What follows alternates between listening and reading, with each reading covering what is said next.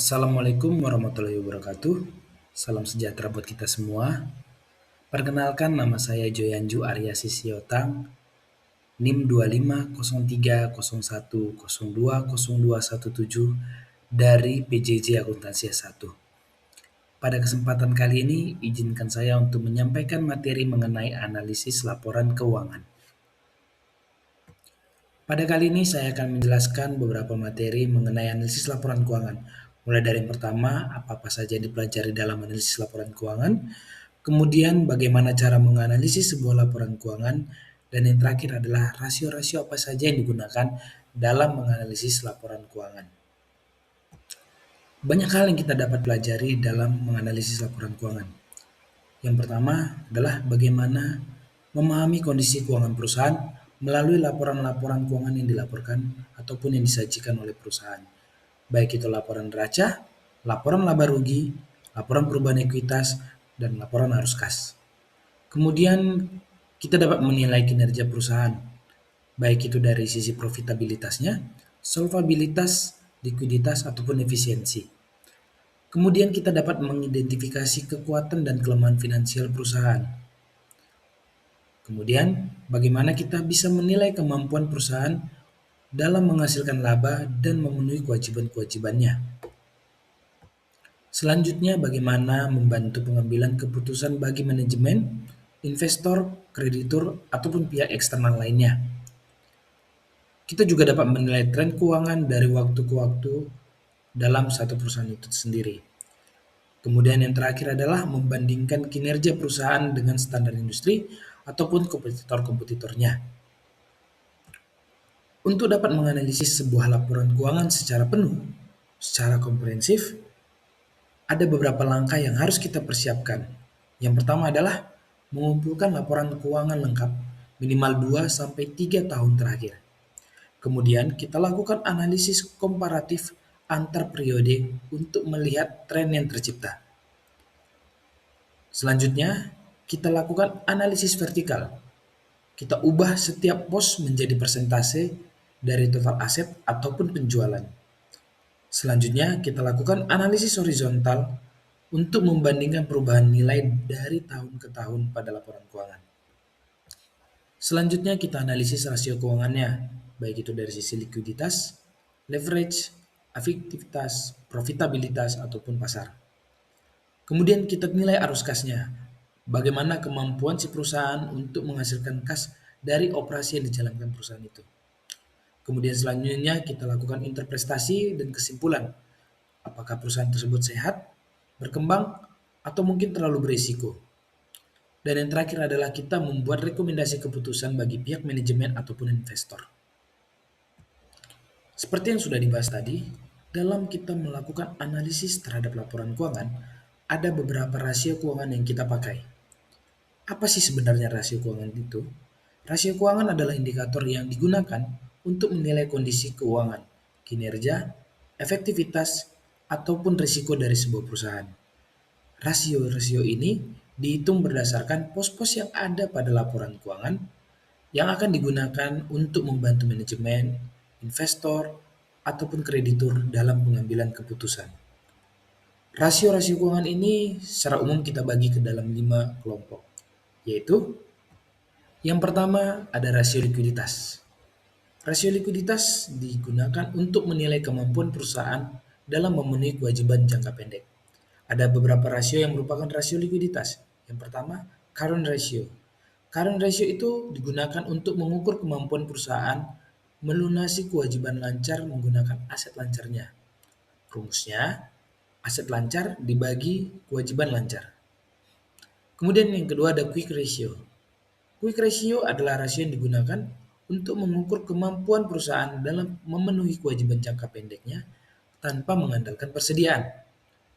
Rumusnya, aset lancar dikurang persediaan, kemudian dibagi kewajiban lancar.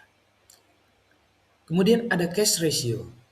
Cash ratio digunakan untuk menilai kemampuan perusahaan dalam membayar utang lancarnya hanya dari kas dan setara kasnya. Rumusnya, kas dibagi kewajiban lancar. Yang kedua ada rasio solvabilitas atau biasa dikenal dengan leverage. Rasio ini digunakan untuk mengukur kemampuan perusahaan dalam memenuhi kewajiban jangka panjangnya serta menilai tingkat pendanaan utangnya. Rasio-rasio yang biasa digunakan dalam solvabilitas ada beberapa. Yang pertama, total asset turnover atau TATO. Rasio ini digunakan untuk mengukur seberapa efisien perusahaan memanfaatkan aset-asetnya dalam menghasilkan pendapatan. Rumusnya, penjualan dibagi dengan total aset. Kemudian yang kedua, inventory turnover.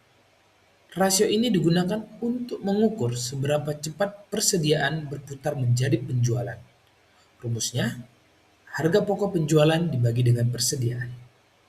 Kemudian ada receivable turnover.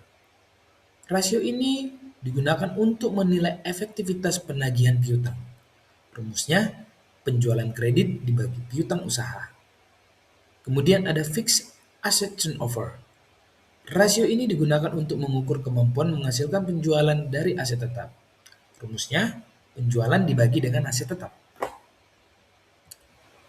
Yang ketiga ada rasio aktivitas atau biasa dikenal dengan efficiency ratio. Rasio ini digunakan untuk menilai efektivitas perusahaan dalam penggunaan aset-aset perusahaan untuk menghasilkan penjualan. Ada beberapa rasio yang dipakai. Yang pertama, debt to asset ratio. Rasio ini dipakai untuk menunjukkan seberapa besar aset perusahaan dibiayai oleh utang. Rumusnya, total utang dibagi dengan total aset. Kemudian yang kedua ada debt to equity ratio. Rasio ini menggambarkan bagaimana proporsi utang apabila dibandingkan dengan modal pemilik. Rumusnya, total utang dibagi dengan total ekuitas. Selanjutnya ada long term debt to equity ratio. Rasio ini digunakan untuk menilai risiko struktur modal dalam jangka panjang. Rumusnya, utang jangka panjang dibagi dengan ekuitas. Yang keempat, ada times interest earned. Rasio ini digunakan untuk menilai kemampuan perusahaan dalam membayar beban bunga yang timbul akibat pinjaman-pinjaman perusahaan. Rumusnya, EBIT atau laba bersih sebelum pajak dibagi dengan beban bunga. Yang keempat, ada rasio profitabilitas. Rasio ini digunakan untuk menggambarkan kemampuan perusahaan dalam menghasilkan keuntungan dari aktivitas operasionalnya. Rasio-rasio yang dipakai ada beberapa. Yang pertama, gross profit margin. Rasio ini digunakan untuk mengukur persentase laba kotor terhadap penjualan. Rumusnya, laba kotor dibagi dengan penjualan. Kemudian ada net profit margin atau NPM. Rasio ini digunakan untuk menilai kemampuan perusahaan dalam menghasilkan laba bersih dari setiap penjualannya. Rumusnya, laba bersih dibagi penjualan. Kemudian ada return on assets. Rasio ini digunakan untuk menunjukkan efektivitas perusahaan dalam menggunakan aset untuk menghasilkan laba. Rumusnya, laba bersih dibagi dengan total aset. Masih di rasio profitabilitas. Ada rasio return on equity. Rasio ini digunakan untuk mengukur tingkat keuntungan yang diperoleh pemegang saham. Rumusnya, laba bersih dibagi dengan ekuitas. Kemudian ada operating profit margin. Rasio ini digunakan untuk menilai efisiensi operasi inti perusahaan. Rumusnya, laba operasi dibagi dengan penjualan.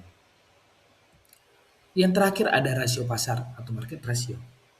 Rasio ini digunakan untuk perusahaan-perusahaan yang sudah go public ataupun perusahaan-perusahaan yang sudah masuk bursa.